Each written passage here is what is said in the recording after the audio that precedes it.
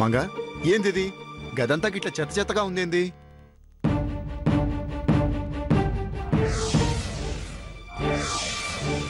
నిన్నే అడుగుతున్నా, గట్ల సమాధానం చెప్పకుండా ఉన్నావేంది? ఇక మీదట గిట్లనే ఉంటది. ఇలా ఉంటే దీన్ని ఇల్లు అనరు. మనది కానిది ఇల్లులా ఉంటే ఏంటి, వాళ్ళ కడలా ఉంటే ఏంటి? అసలు ఇప్పుడు ఏమైందని? పడవ మునిగిపోతా ఉంటే దేవుడా రాముడా నన్ను రక్షించు అని మొక్కాడంట మీ ఇలాంటి వాడు. గదే అంతగా ఏమైపోయింది అంటున్నా. అత్తమ్మ గా మైథిలికి ఆస్తిలో సగం వాటా ఇస్తానని గంత గట్టిగా చెప్పినది. గది చాలదా? ఇంకా ఏం జరగాలి? అమ్మ ఆవేశంలో అన్నంత మాత్రాన గది జరిగిపోతుందా ఏంది? అత్తమ్మ ఆవేశంలో అల్లే, బాగా ఆలోచించే అన్నది. అత్తమ్మ ఒక మాట అంటే గీ ఇంట్లో గది జరిగే తీరుతుంది.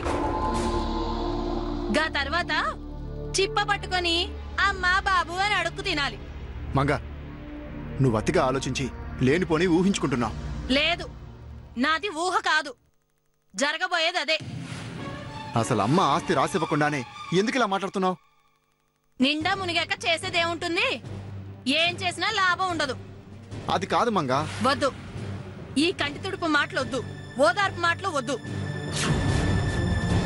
ఆస్తిలో మన వాటా ఏంటో అది ఎంతో తేలాలి. అమ్మ మనకి అన్యాయం చేయదు. సగం భాగంగా మైథిలికిచ్చాక ఇంకా మనకి న్యాయం చేసేదేముంది?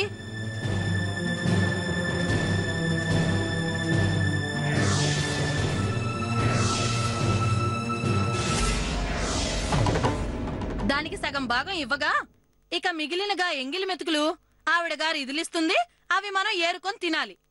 దక్కిందే పుణ్యమని సర్దుకొని బతకాలి, గంతేగా.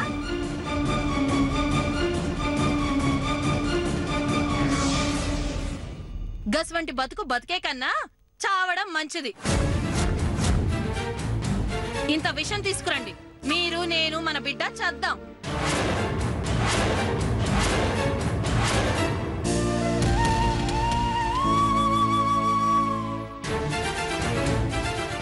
పిచ్చి పిచ్చిగా మాట్లాడమాక.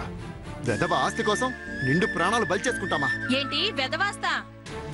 ఇవాళ ఆస్తి పాస్తులే చూస్తారు ఎవరైనా. గవి గనక లేకపోతే కుక్క కన్నా హీనంగా చూస్తారు.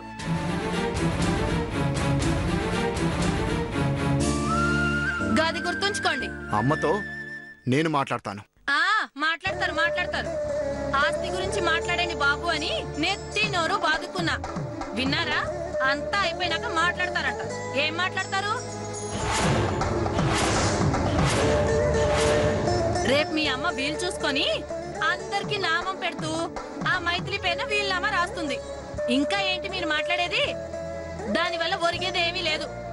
కనీసం ఇప్పటికైనా నా మాట వింటే నేనిక్కడ ఉంటా, లేదా మా పుట్టింటికి వెళ్ళిపోతా. ఇక జన్మలో చచ్చిన ఈ గుమ్మం తొక్కను.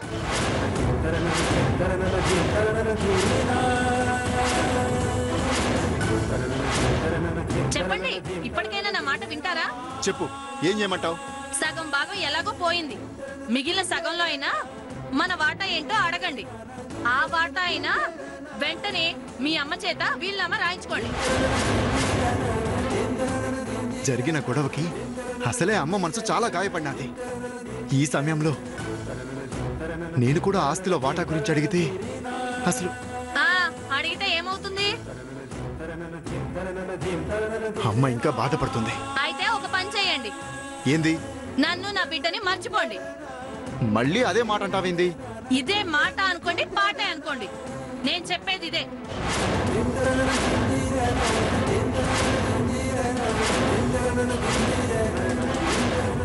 భార్య బిడ్డ కావాలి అనుకుంటే మిగిలిన ఆస్తిలో వాటా అడగండి, లేదా మమ్మల్ని శాశ్వతంగా మర్చిపోండి. మాటనంత తేలిక కాదక్క ఆచరణలో పెట్టడం.